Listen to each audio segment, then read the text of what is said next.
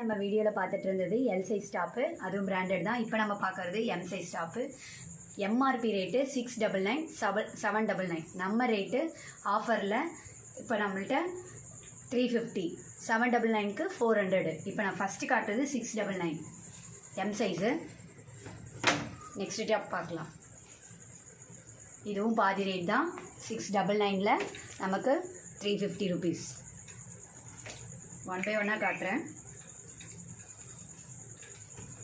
எல்லாமே தீபாவளி ஆஃபர் போயிட்டுருக்குன்னு தான். M size MRP rate 699, நம்மக்கிட்ட 350 ருபீஸ் மட்டும்தான்.